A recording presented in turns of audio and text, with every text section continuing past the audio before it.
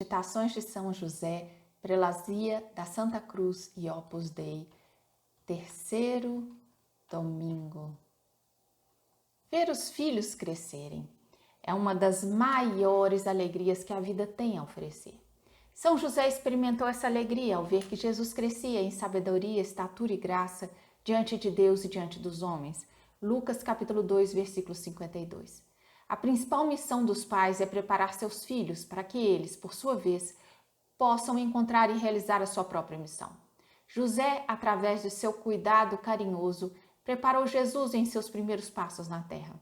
Por isso, em sua vida oculta e sua vida pública, Jesus devia parecer-se com José, no modo de trabalhar, nos traços de seu caráter, na maneira de falar, no realismo de Jesus, no seu espírito de observação, no seu modo de se sentar à mesa e de partir o pão, no seu gosto em expor a doutrina de maneira concreta, tomando como exemplo as coisas da vida corrente.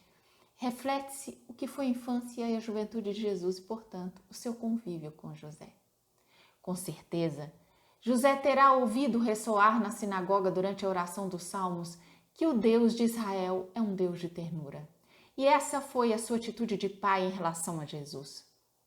O santo patriarca provavelmente não acompanhou o seu filho quando as manifestações da vinda do reino de Deus já eram visíveis, quando numerosos discípulos o seguiam, durante as curas milagrosas ou quando as multidões ouviam as palavras daquele que ele havia visto crescer.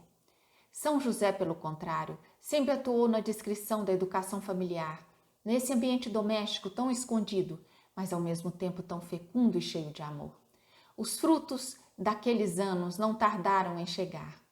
Esse Jesus, que é homem, que fala com sotaque de uma região determinada de Israel, que se parece com um artesão chamado José, esse é o Filho de Deus. E quem pode ensinar alguma coisa a Deus?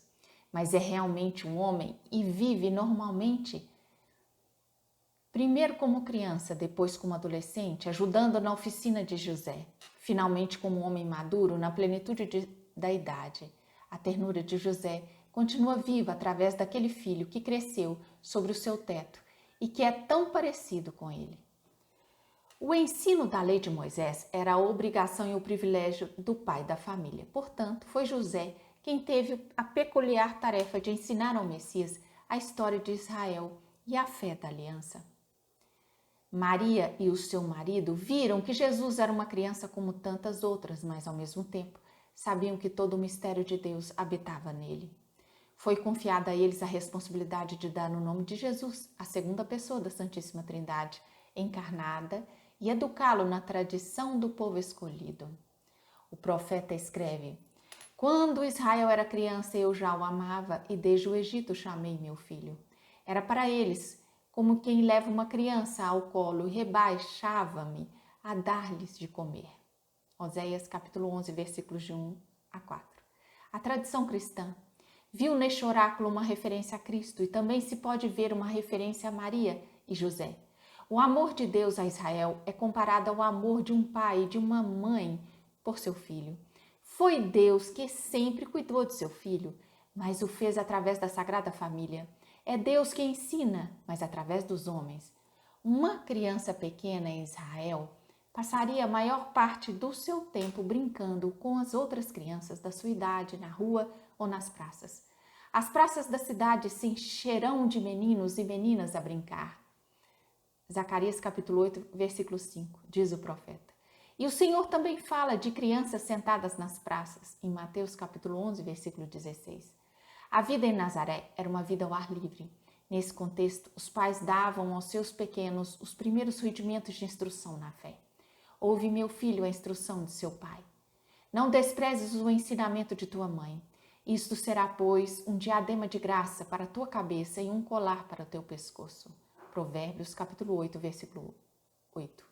O menino Jesus gravava em seu coração os ensinamentos de José e as instruções de Maria.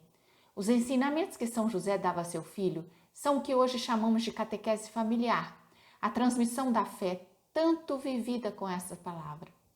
A família deve continuar a ser lugar onde se ensina a perceber as razões e a beleza da fé, a rezar e a servir o próximo. É nesse clima familiar que Deus entra imperceptivelmente na vida de nossos filhos. Aquelas primeiras orações e manifestações de piedade que herdamos permanecem para sempre nas profundezas da nossa alma.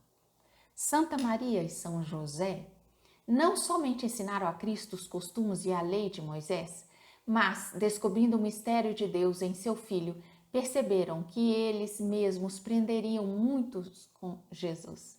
Aprenderiam muito com Jesus.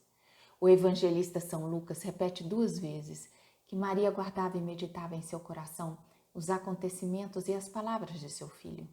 Como é importante saber olhar e ouvir, como a Santíssima Virgem e seu esposo José fizeram.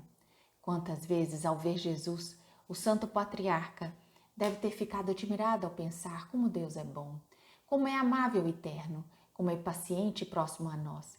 Paciência e compreensão são características fundamentais que todo pai e, em geral, todo mestre deve ter, especialmente diante dos defeitos próprios e dos outros, pois devemos aprender a aceitar com profunda ternura a nossa fraqueza.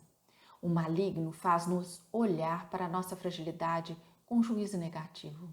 Pelo contrário, devemos descobrir uma e outra vez o positivo em nós mesmos e nos outros, pois assim Deus se aproxima da nossa vida.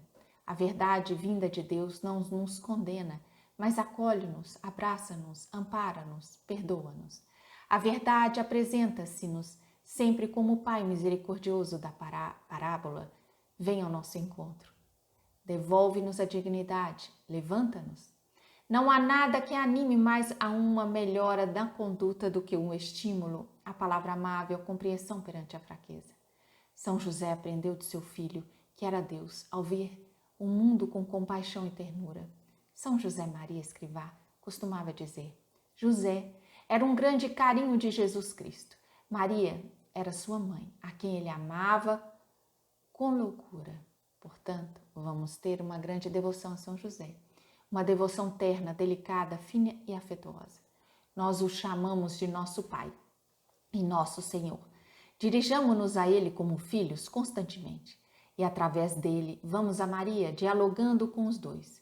Vocês já viram aquelas representações da Sagrada Família com o menino no centro, a Virgem à direita e São José à esquerda, de mãos dadas? Desta vez, somos nós que estamos de mãos dadas com Maria e José, e desta forma eles nos conduzirão a Jesus. São José Maria, notas de uma reunião familiar, 27 de setembro de 1973.